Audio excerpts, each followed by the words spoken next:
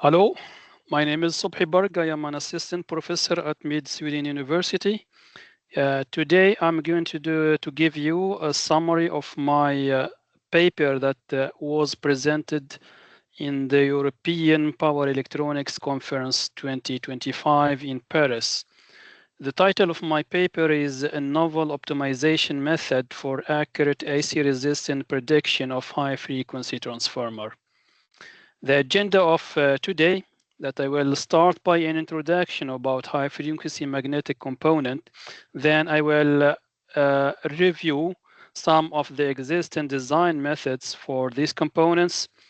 In the third part, I will propose and explain a new method, practical method that can overcome some of the limitations that are present in the existing methods. The fourth and fifth part, I will discuss one example and the experimental results, and finally a conclusion. So high-frequency transformer are a principal component in the CDC converter. They have several advantages. The first principal advantage is the isolation. It can isolate two different potential of voltage, and this can ensure some safety. For example, it isolates the first, for example, the high voltage potential from the low voltage potential. And for example, if any problems, a short circuit that happens in the high voltage potential, this will not lead to any issue in the low voltage potential and vice versa. And also this component, it can be used to achieve high gain for DC-DC converter. Additionally, it can also be used to develop new converter topologies. And you can know that the flyback converter or the full bridge converter, they are basically different due to, of course, to the switching mechanism of the MOSFETs, but that's also due to the transformer. And it is the principal idea is the time that you will store the energy in the transformer or transfer the energy to the from the using the transformer. So it's basically the transformer that's the principal component that can define the topology of your converter. However, this component, they suffer some limitations, and maybe the most difficulty it's the design complexity here, and this when it comes to the optimization step. Also, these components, they are quite bulky, and that's related to the material and the property of the magnetic material. I mean, the density of this material, they are not quite good to store, magnetic or the electric energy that will be converted into magnetic energy and vice versa. And that's why they are quite bulky. And this also can lead to reduce the efficiency due to their high losses. They have two kinds of losses, the winding losses, which kind of resistive or Joule losses, and the magnetic losses also in the magnetic material core. So in order to overcome these limitations, we need to develop advanced design and optimization methods in order to push up the efficiency. So I will start now reviewing some of existing methods and explain basically the philosophy of these methods. So one, the area product and the core geometry coefficient, they are two standard methods that are used in industry and also in research to design high frequency magnetic components. And the principal idea of this method, it follows from the standard scientific methods that you need to put the matter variables or the geometry variables in one side, and you equate this term that is function of the matter and the geometry variables with the forces variables. And in electromagnetic component, basically for the area product, here we have only the geometrical variables in the left side, as you can see here in this equation for the area product. So here the area product or the geometrical term is function of two variables, the cross section, the core cross section, and this coming from Faraday's law, and this the window, and this is basically it comes from Ampere's law, and this WA is the window area but the window area is function also of the core length, and the core length comes from Ampere's law. However, the cross section or the core cross section AC comes from Faraday's law. So basically, we obtain these terms. It has an equivalent electromagnetic term that is function of the electromagnetic variables that are arranged in a way using Ampere's and Faraday's law. And this term is here to the right. It's function of the power. The S is the apparent power in your transformer. That is the sum of the power in the primary and in the secondary. And here in the denominator, as you can see, it is function of the frequency, function of the magnetic flux density B, and the current density. And here one critical variable that is not well understood in the optimization process of the existing methods is this filling factor K sub U. And this filling factor is basically the window area divided by the area of your winding, and the area of the winding is basically the cross-section of the conductor multiplied by the number of turns of the primary, and the same thing for the secondary if you have a transformer. It's the cross-section of the secondary plus times the number of turns of the secondary. This is the filling factor, is the ratio between the window area of your magnetic core divided by the area of your winding. And this filling factor is an unknown factor in the design. It needs a lot of expertise. You have to do the design multiple times, and then once you get some expertise, you know the optimal solution, then you can predict quite accurately this filling factor. However, it is the most difficult step to define or to determine this factor really for beginners or also for experts. If the application is completely new, they have no idea about this filling factor. You need to iterate several times your design to get into the solution. And this filling factor, it can vary practically from 0.2 to 0.8 basically, or 0.78. I mean, that's the maximum filling factor. But as you can see here, the filling factor also, it's the area product is inversely proportional of the filling factor. So if the filling factor is increasing, that means that the area product or the core volume, it will decreases. You can also define the filling factor, you put it in the numerator, but just you have to take the inverse of that. So this is basically the area product. It's the same way for the core geometry coefficient. However, the core geometry coefficient, it includes another variable, geometrical variable, which is basically the core length. But this it has no importance really in the selection of the magnetic core, because the core length is included basically here in the window area. So it's just kind of redundant variable in the core geometry coefficient. It might give more accuracy or more precision to characterize the magnetic core, but really it is not needed to do that. Now I have to remind you one thing. In the beginning, I said that the standard scientific way to design anything in any physical, problem is that you put the geometrical and the matter or the material variables in one side and the forces variables in one side. And the forces variable here is the power, the current, and the magnetic flux density, the frequency. However, as you can see here, there is no indication in this equation, the area product or the core geometry coefficient equations, there is no indication about the magnetic material.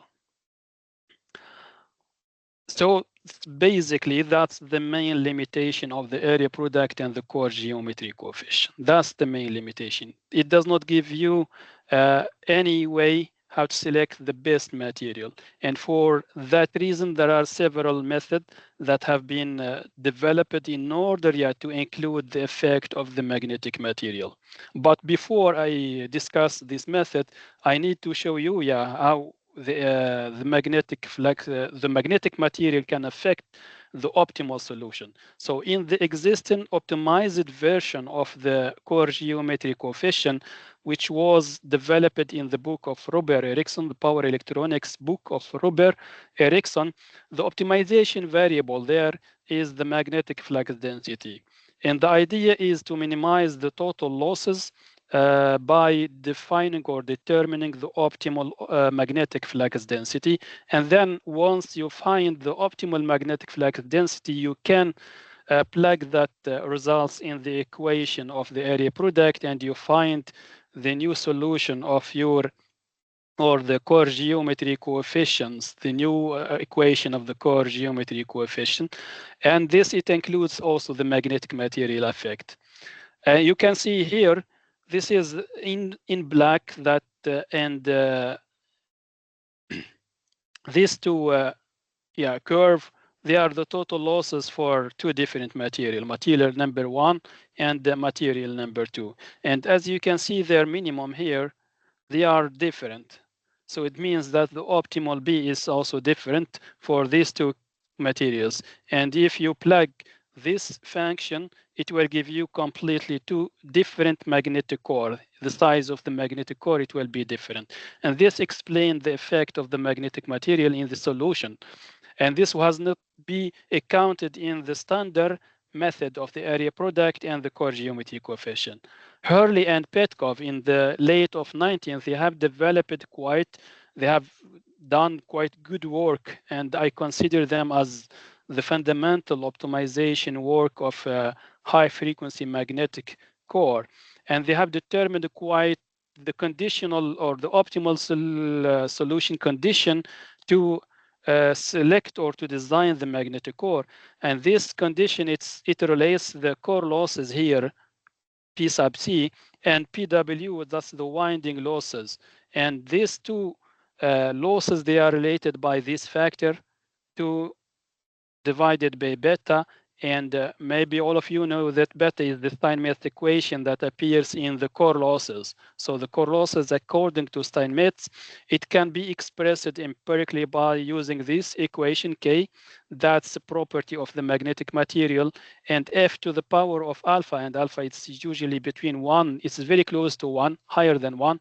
And it's between 1 and 2. And B to the power of beta, and beta it's high between 2 and 3 and very close to 2. In principle, alpha should be equal to 1 and beta should be equal to 2.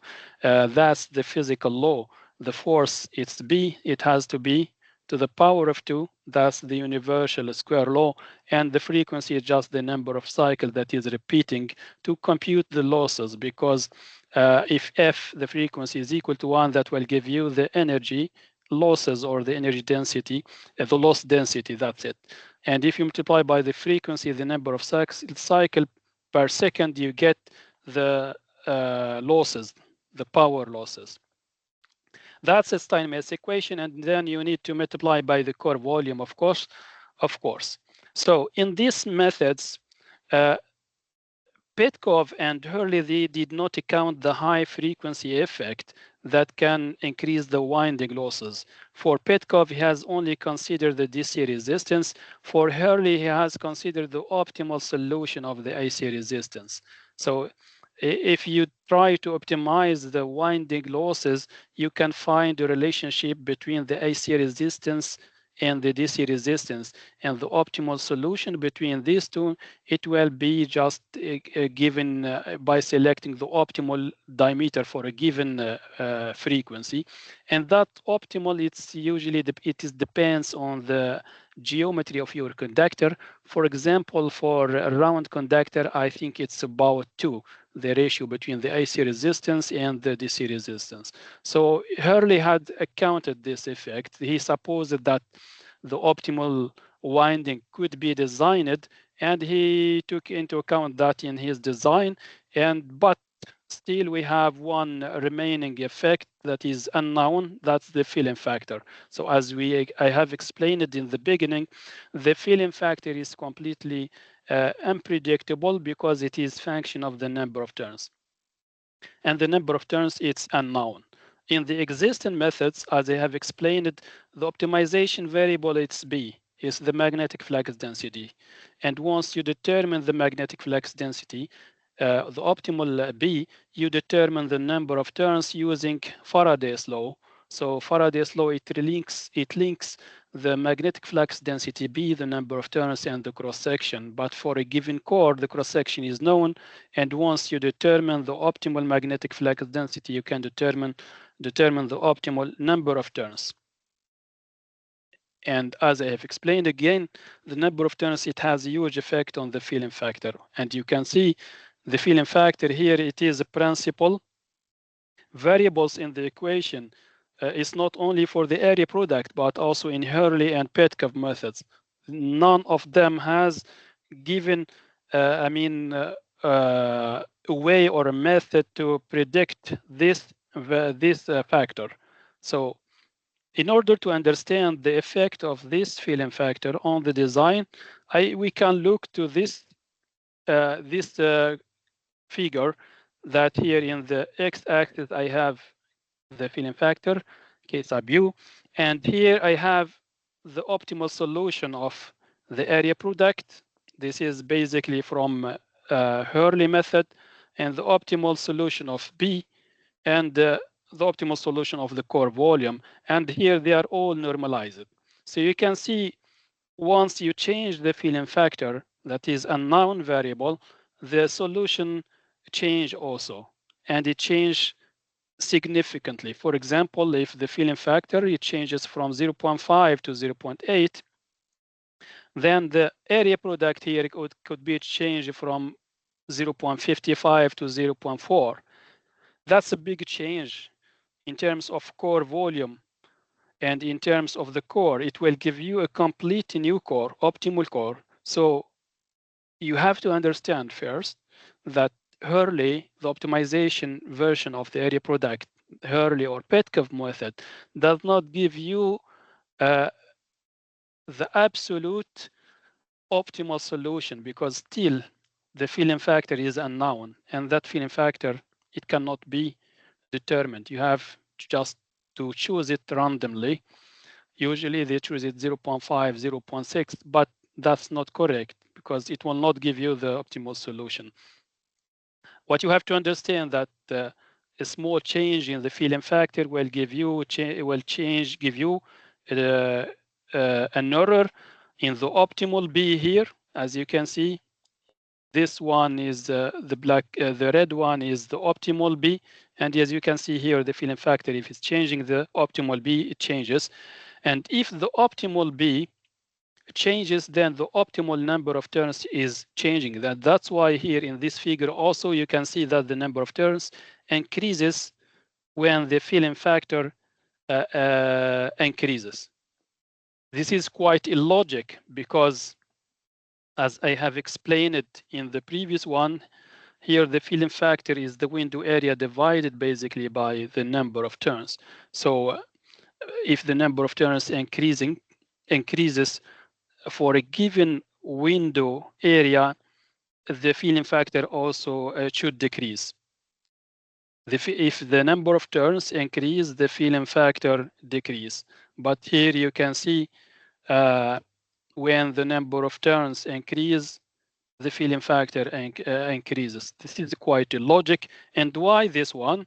Because here the filling factor increases, B, it decreases. And from Faraday's law, you know that Faraday's law, it links the voltage or the EMF, the electromotive forces, with the magnetic flux density B, the number of turns, the cross-section, and the frequency. That's proportional here. This is the cross-section, the frequency, the number of turns, and B. And now if this one is B opt, and B opt decreases, for a given voltage, the number of turns has to increase. And that's why here, when the filling factor increases, the optimal magnetic flux density decreases, and this is obtained from Hurley method. And if B decreases, then the number of turns will increases. Despite that, physically and geometrically, the number of turns, when the filling factor increases, the number of turns should go inverse to that one for a given window area. So this is quite illogic, phenomenon, but I will explain why this one.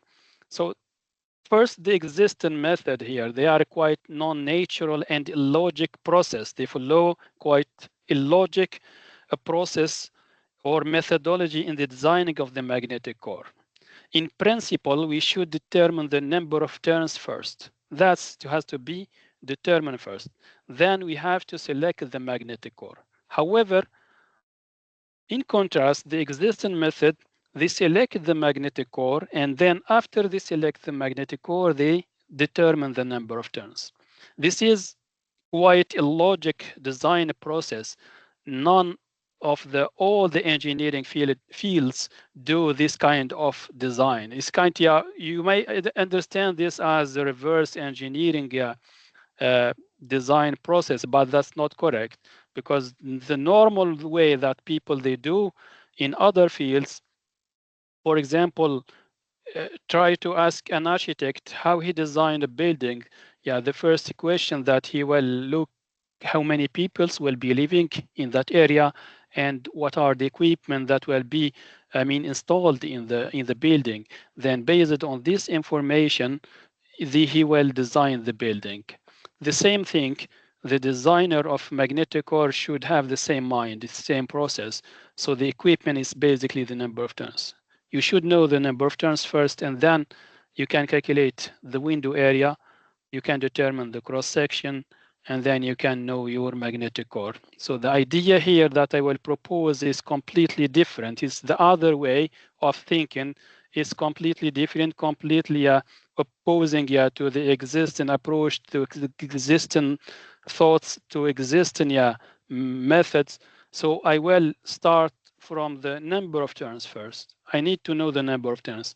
Once I know the number of turns, I can choose the optimal magnetic core. And here I will present the steps of this idea. So the first thing, you have some different magnetic core available in the market. You just need to build your database. You have to construct the database. And for every core, you need to define the core cross-section here, the core length, and the window area, and additionally here, the thermal resistance of your magnetic core. Every magnetic core should be characterized by these three variables. Once you build your database, now you can select the wire suitable for your application. Of course, for a given application, you know the current for the primary that will be circulating in the primary and the secondary. So you can select the suitable wire using catalogs. That's very principle. You don't need to design any optimization of wires. The third step, and that's the most important and critical step, is to define the interval of the number of turns, because here we are going to optimize the number of turns using sweeping technique. We'll try to change the number of turns, but we cannot change, just randomly the number of turns. You have to know the boundary of your intervals. You need to know the minimum number of turns, and you need to know the maximum number of turns. The maximum number of turns, that's the easiest variable to determine. Is determined from the geometry of your magnetic core. Every magnetic core it is characterized of the window area, and then if we divide the window area by the conductor cross section of the primary plus the effective cross section of the secondary that can be obtained by dividing the cross section of the secondary by the turn ratio, and dividing the window area by this term, you can find the maximum number of turns. That's we call the geometry constraint equation to determine the maximum number of turns. Your core cannot allow to allocate more than that. That's the physical or the geometrical constraint. Now, the minimum number of turns is a bit quite a tricky one, so you have to understand the physics behind this. So when the number of turns, of course, the number of turns can be first calculated using Faraday's law. This is Faraday's law. Yeah, Faraday's law. Now, this cross-section is basically given data for any core. The frequency also, it is a given data for your application. What remains is this B. I have, in this case, put Bmax, but what is Bmax? That's the maximum magnetic flux density. That is allowable in your when the minimum number of turns is chosen. And the maximum number or the maximum magnetic flux density, it can be determined from this equation. And in this equation, here we have Pmax, that's the maximum allowable losses, and I have equated this Pmax to the core losses. If you look to this one, you will see that this one is basically the core losses. I have, I will explain this. This is basically core losses or Steinmetz equation, because the Steinmetz equation I have explained it is K times F to the power of alpha times B to the power of beta times the volume, and now you can determine B, and it's equal. And if this PC is equal to the maximum allowable losses, then you can determine B max, and that B max is basically this equation to the power of 1 over beta. Here it is missing this term. Yeah, you can look at it from this equation. So this is to determine Bmax. Now, how we determine Pmax? Pmax is determined from the thermal constraint, and this Pmax is basically the temperature rise that you will fix according to the specification or the requirement of your application, your converter, and you divide by the thermal resistance of your magnetic core. And as I have explained it from the beginning, every core it is characterized by its thermal resistance.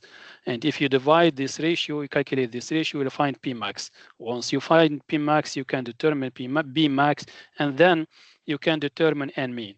Once you determine N mean, you will find the interval where the number of turns will change. It's from N mean until to N max. So now we move to the fourth step, and that's loss calculation. Now, this is the basic problem now that we are that the existing method they are suffer from. It's the loss calculation, and basically it's the winding losses, because core losses can be calculated from Steinmetz equation. We don't have any problem from that perspective, that side, but the winding losses, that the biggest problem. The winding losses, it is function of the resistance, and but this resistance is affected by the skin effect plus the proximity effect. So this one, they are the two, and this could be seen in the Dowell equation for calculation of the AC resistance. So the skin effect, it depends on just the diameter and the frequency of your application, the diameter of the conductor, but the proximity effect, it depends on the number of layers. And the number of layers, it depends on the window of your core and the number of turns. The window of the core is known for a given core, but the number of turns in the existing method, they have no idea about that. So they can never be able to predict the number of layers accurately, because the number of layers is defined or calculated once you know the core height. So the number of layers is basically the number of turns or the core height divided by the number of turns, the product of the number of turns and the diameter of your conductor. This is how we know the number of layers. But once, how you can determine the AC resistance accurately if you don't know first the number of turns and you don't know the core. This is basically principally the main idea of the existing methods. So they claim that they can determine the optimal solution or the optimal core, but without knowing the core, you cannot know the number of layers. And the number of layers, it has a significant impact on the AC resistance. And the AC resistance, it affects the winding losses, so you cannot determine the optimal B without knowing the optimal or your core or the number of layers. So that's why they have only considered the DC resistance. But in our case, as we're changing the number of turns now, and since the height, it's a given data here, we know the height because we know the window area, we know the width of the window, and we know the height of the window, also the core window. So we know the number of turns, then we can determine the number of layers, and then we can use Dowell equation to calculate the AC resistance. Also, the filling factor, now I can know it accurately, exactly. I can determine the filling factor exactly because I know the window area and I know the number of turns. As I increase the number of turns, I can calculate my filling factor accurately. I can also add the insulation that you will put between the primary and the secondary. So as you move from one layer to another layer, so you will need an insulation layer also. So once you move from one layer to one layer, you can add the insulation, and then you can predict exactly what the filling factor, the real fill factor. This was not possible in any of the existing methods.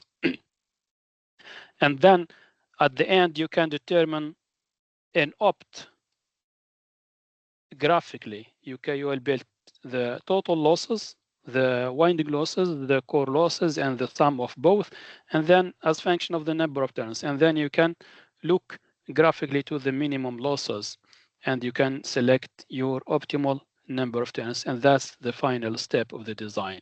Now I will give you an example.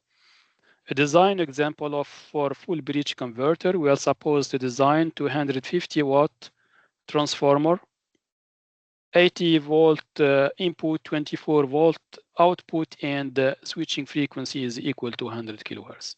Now, the principal task of the designer is to analyze the results, to verify the results. That's the biggest issue now that I have looked in students or engineers. They don't verify the results. They don't have the techniques to verify the results, whether their results are correct or not. So once you do the design, you need to have the techniques to understand your results before you move to the experimental work.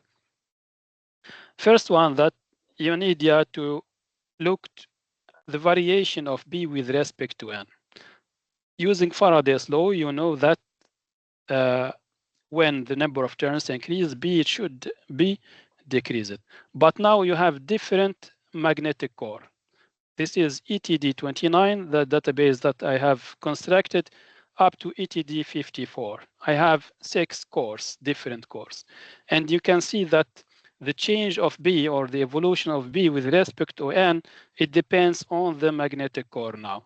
And that's because every magnetic core has its own cross-section, AC. But what we have to know first, that B is proportional to 1 over N. That's Faraday's law. You can also see that bigger core has B changes significantly as the number of turns change. It's more than the change of B for bigger core is more significant than the change that we can notice for a smaller core. This is the two first conclusions that you have to understand for B with respect to N and for different magnetic core. Now, you need to understand also the interval of the number of turns for the different core. So you can see here that number of turns for the different cores. So the minimum number of turns, for example, for ETD29 is 12. However, the minimum number of turns for ETD54, that is 4. And you can see that the interval here is 142 for the bigger core and 34 for the smaller core. So you can see that the interval increases as the size of the core increases, and the minimum number of turns, it is smaller for bigger core. That's very logic, because what does it mean? And mean it's small than for bigger core. It means it comes from the cross section because it is bigger for bigger core, from Faraday's law. Maybe I can remind you about Faraday's law. It's the voltage is equal to or proportional to the number of turns times AC times F times B. And for bigger core, you have AC is big, then this will lead you to minimum number of turns. Okay? And that's why for bigger core here, the N min is smaller than the one for ETD29. Now, you need to investigate the number of layers as function of the number of turns for different core also. So you can see here, this is number of layers number 1 and number 2. So up to this value of number of turns, all the cores, they have achieved 1 layer. But from this limit or this point, now you can see that the smaller core here, ETD 29, start to increase the number of turns. And the second layer, it was built when it reaches this limit. However, for ETD 54, you can see that it's up to 50 here, number of turns n equal to 50. Still, it is working with 1 layer, and that's because the height of the core window is bigger. But also you can see that the slope here, it is smaller than the slope here. For the slope of the increase of the number of layers, it is smaller it is smaller for bigger core than that what was found for a smaller core. So this is the 3 conclusions that you need to understand, because this will help you to understand or to define or understand the core losses and the winding losses, and finally the optimal solution. Now let's investigate the losses now, core losses. First, core losses, its function of course, it's given by Steinmetz equation.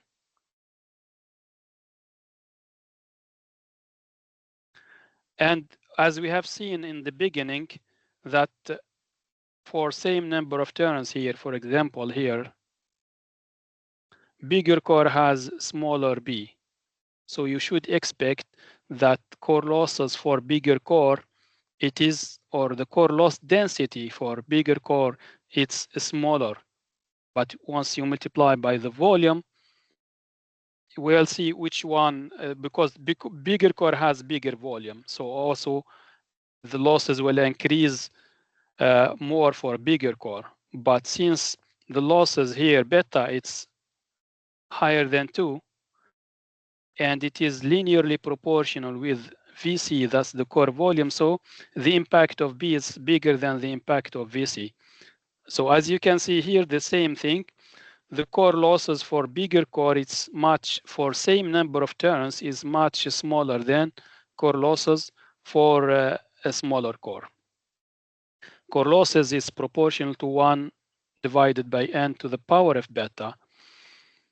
For the winding losses now here, you can see here, when up to here, maybe number, as you have to remind this is, we have only 1 layer for all core. So in this range, the winding losses of small core should be smaller, and that's because the DC resistance is smaller. That's because the length, which depend on the diameter of the cross section of your magnetic core, it is smaller for a small core, then the resistance is smaller for a smaller core, and then it will have smaller winding losses. And this is what we have get here. Winding losses for bigger core is bigger. For the region of the number of turns from the minimum number of turns up to maybe 30, n equal to 30. But you can see here, as you have 1 layer more, the winding losses will increase significantly. It will goes to the power, to the square of the number of layers. And you can see here now, the losses for the smaller core now start to increase very fast now. But the losses here for the bigger core continues linear. But once, for example, here, ETD 29, now you see a jump, complete jump. Now it becomes bigger than the losses for the bigger core. So here, the winding losses increases with the number of turns.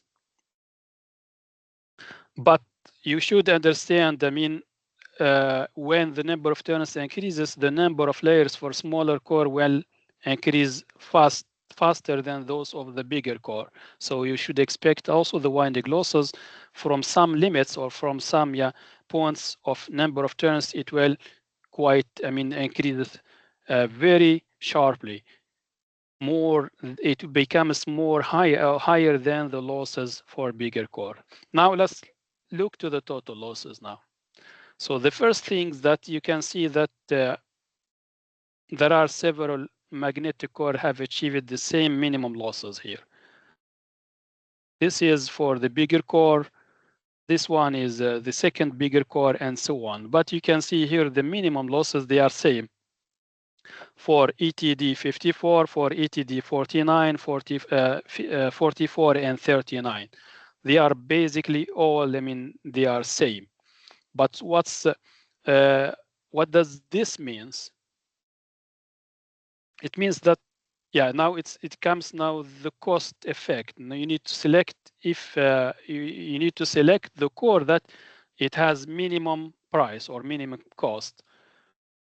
However, you can see also that the optimal number of turns for this core, they are quite different. For example, for ETD 54 here, the optimal number of turns is around 10, but for ETD, let's say ETD 39, this is the black one, it's around 15. So here it's 10 for ETD 54, and this one is 15. So they have different optimal number of turns. Now, the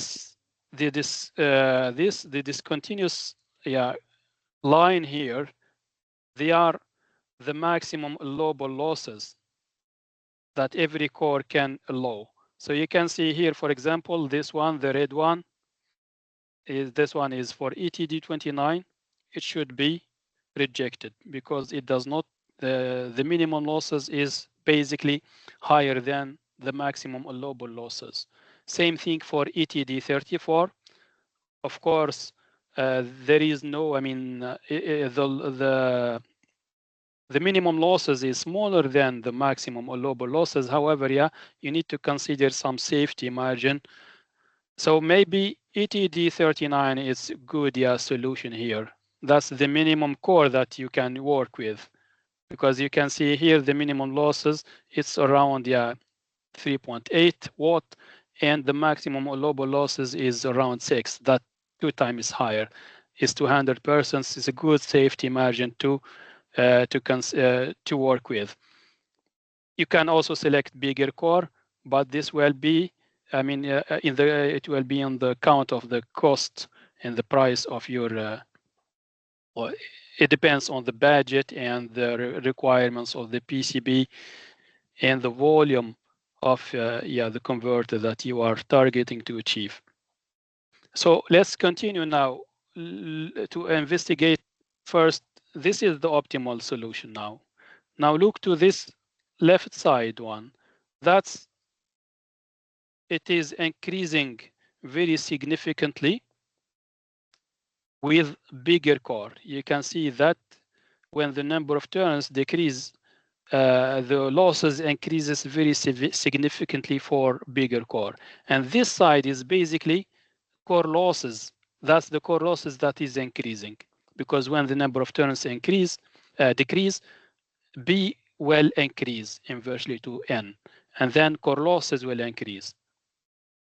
The same thing here to the right side now, it is the winding losses, the effect of the winding losses, because when the number of turns now increase, the magnetic flux density will decrease, and then the core losses will decrease, but the winding losses will increase. And now you can see also the slope here. It is bigger for bigger core. This is ETD 54, but for ETD 39, you can see the slope here. It's much lower than the bigger core. So it's in terms, of stability of your magnetic core. ETD 44 is much, ETD 39, it's much better than ETD 54. Why? Because you can see that the opening of the curve now, it's bigger for ETD39. It's better for ETD39 than ETD54.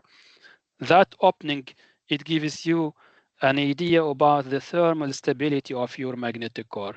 When you look that the losses now increases in this way, it means that the temperature that in the core, if there is any change in the voltage, it will increase also quite fast for bigger core than that what is found for the smaller core ETD39. We will verify this maybe in the experimental results. That's very quite important thing. So you should not go for the bigger core because it is stable, but it is relatively unstable, thermally unstable. Any change in the voltage, it will lead to a change in B. So if the voltage increase, that means B, it will increase, and then core losses will increase, and you will be in this region. So temperature will increase significantly here. And if the other way, if the voltage, the voltage now increases, or sorry, now if you design it in this way, then the winding losses now it will increases, and you can see here that the losses increases significantly with when the number of turns increases. Okay, from a practical, point of view, this scenario will not happen, because suppose that the voltage, increases. That means B, it if the voltage increases, B it will decreases. But if the voltage decreases, then B it will increases, and you will be in this region. Okay, if the voltage decreases, you will be in this region. But you have also to consider if the voltage also decreases and your load is constant, that means the current now it will increases, and then the winding losses here it will increases. So it will increases to the square, and it's bigger, its impact will be bigger. So for core volume it will be much bigger than that for smaller core. I hope that this idea is quite complicated things, but if I put all the equation in front of you, then you will understand this phenomenon and this phenomenon for bigger core. They are more critical for bigger core than for smaller core. Smaller core, they are more, if you choose the optimal solution for the smaller core here, ETD39, you will get better thermal stability than that of this core. Okay. Here the same plot for total losses, but here as function of B. So you can see here for bigger core, the optimal B is smaller than for a smaller core. Smaller core has higher B.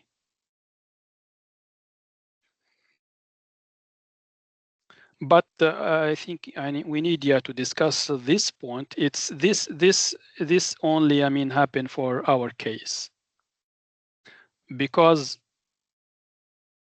I have to repeat the conclusion here. So here optimal B decreases with VC. So when the core increase, the optimal magnetic B or optimal B it decreases. So bigger core, smaller B, or smaller B opt. This is not logic, but it happens only for our case now. Why? We have said here that optimal N decreases with VC. So what does this mean? When I can repeat here. So when N increases, or when N opt here decreases, VC, the core volume, decreases. Okay. This is what we have. No, it's the opposite. Sorry. when the n-opt decreases, VC, it increases. Sorry. So here, the optimal number of turns, it's smaller for bigger core, okay? And when n-opt decreases, we should expect also that b-opt increases, okay? So here, why b-opt should increases, and that's because of Faraday's law. Faraday's law, as I can repeat it, is proportional to n times AC times B times F. And if n opt here decreases, this one should increases. And this one should increases, okay? But here, what we get at the end, we should get B opt increase and VC increase. Okay, the optimal core should increase. B opt increase, the core volume should also increase. But what we have get in our case here, we get that when optimal B decrease, VC decrease.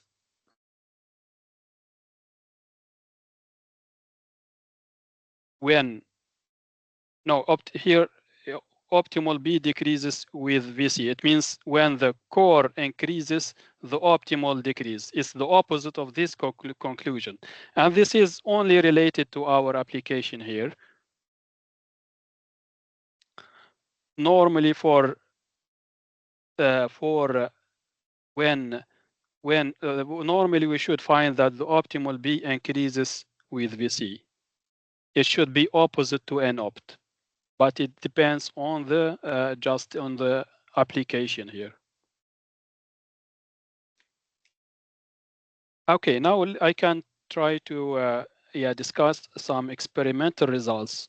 So here the verification of this discussion or this optimization method that I've proposed, we can verify by performing the no-load test and the short circuit test on different designs. So what we have done here to verify all the conclusions and the discussion that I was presenting here, I have considered 3 for that design. So I selected ETD34, but different material. And this to understand the effect of the magnetic material, okay? And I have determined the optimal number of turns for each core. Here, for example, for N87, I found 23, for N97, 25, and for 3C97, I found 21. Okay, those are same core, but different material. And I have considered another solution, ETD44, which is bigger and same material as core number 3C97. Of course, you should expect that the optimal number of turns should be smaller than this than core 3, and that's what we have explained previously. And now let's do the no load test, and that's to measure core losses. Okay, so we can compare core number 3 and core number 4 now. And this have been done for 100 kilohertz, but for different magnetic flux density. So let's look to core number 4. This is in blue. So you can see as we increase, it increases the core losses. And let's look to core number 3 now. You can see also if B increases, it increases as well. But what's the main difference here? That the increase of core losses for core number 4, it's much higher. You can see here the slope, it's bigger than the green one.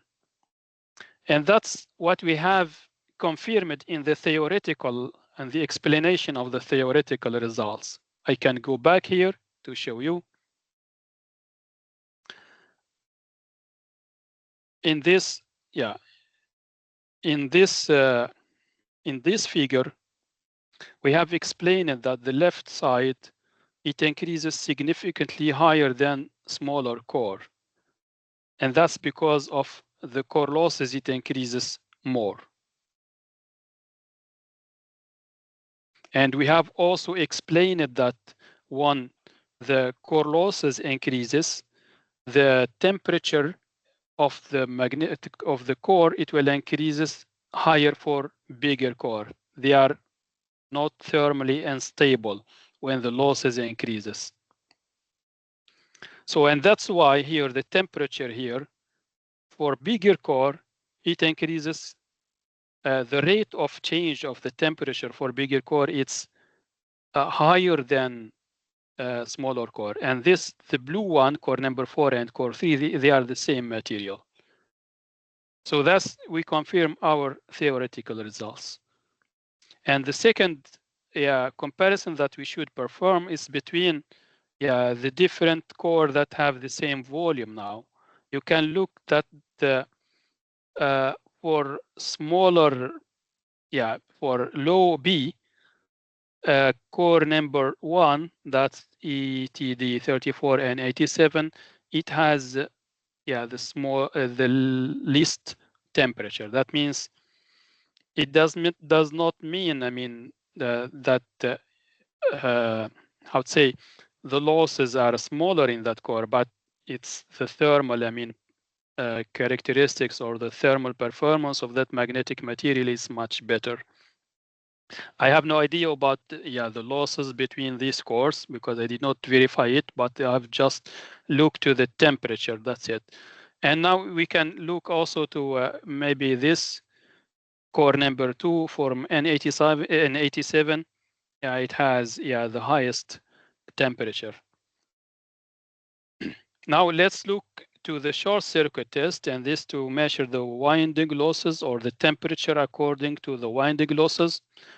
Just we need to compare between core number 3 and core number 4.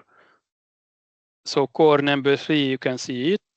It has the least or the least temperature compare. Its temperature is smaller than core number 4.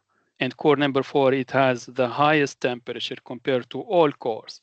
And this is confirm the conclusion that we have drawn in the previously, that we have said when the current increase in the windings, the losses, the winding losses will increase significantly for bigger core. And this will leads to increase the temperature. So just maybe we can conclude here that, just to summarize, we can look at that core number 3, it has lower core losses than core number 4, at least when B it is varying from 0.05 to 0.12 here. And then maybe core 4 has lower core losses than core number 3 here for very high B. Core 3 also, it has lower winding losses, as we have explained it, compared to core number 4. So for the conclusion now, just to summarize what you need to understand, that the existing design method, none of the existing design methods can give you an accurate prediction or calculation of the AC resistance or of the filling factor, because these two factors or two variables, it depends on the number of turns. The AC resistance depends on the number of turns and the core window. But since you don't know the core window and you don't know the number of turns, you can never know the AC resistance. Also, once you don't know the number of turns, you have no idea about the filling factor, and we have explained it in the beginning, the impact of the filling factor in the optimal solution. So you have to understand that all existing method cannot give you any optimal solution. All existing method, all the works, all the designs that they are not optimal, because no one can know the filling factor and no one can know the AC resistance. Using the proposed method now, and this is very practical method, what I have choose is the number of turns. It should be the optimization variable. That's the variable that I will sweep.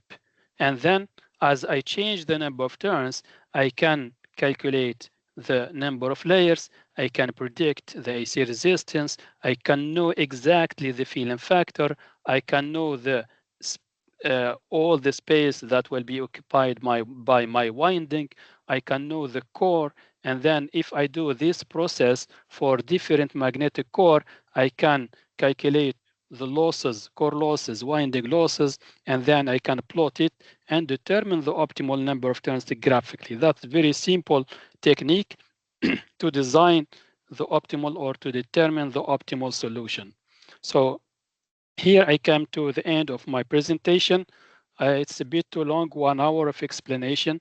This has been presented only for 15 minutes in the EPE conference, but I tried to explain as I can in this lecture because I have so many questions in LinkedIn asking about this method and what are the advantages, and so that's why I took a lot of time to explain the limitations of the existing methods, the principles of the existing methods, to show you what's the main difference of my methods and the existing one. I hope that you will enjoy this lecture. Thank you very much for your uh, uh, yeah, attention, and I hope to see you in a future lecture regarding my second paper that I have presented in the EPE conference, and that is related to the unbalanced flux design approach of magnetic core that was applied for LSC converter, and in which I have achieved a power density that is 300% higher than all existing designs. Thank you very much again, and see you.